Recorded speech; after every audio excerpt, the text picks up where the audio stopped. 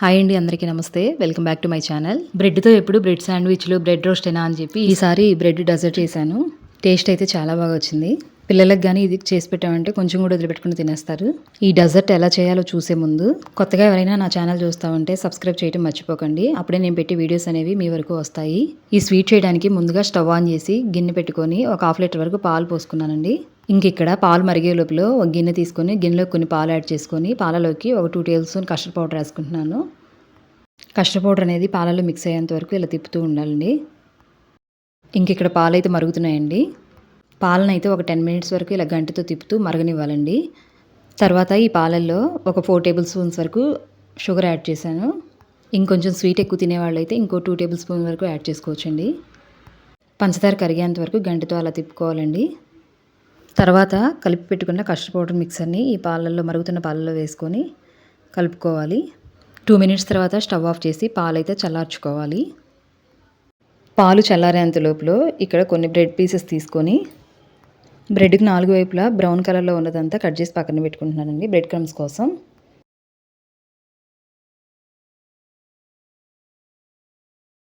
అలా కట్ చేసుకున్న బ్రెడ్ని ఒక బాక్స్లోకి ఇక్కడ వీడియోలో చూపిస్తున్నట్టు అలా పెట్టానండి.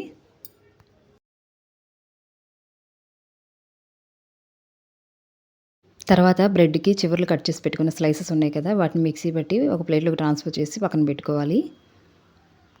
ఈ లోపల ఆ పాలు చల్లారిపోయాయండి. ఆ పాలను తీసుకొచ్చి బాక్స్‌లోకి అరేంజ్ చేసి పెట్టుకున్న బ్రెడ్ మీదకి పోసుకుంటూ ఉండాలి. ఈవెన్‌గా అన్ని బ్రెడ్ స్లైసెస్ కవర్ అయ్యేలాగా ఈ గంటెతో పోసుకోవాలండి ఇలాగా. తర్వాత ఇంకో లేయర్ లాగా ఇంకో బ్రెడ్ పీసెస్‌ని పెట్టుకొని మళ్ళీ ఇదే ప్రాసెస్ అండి.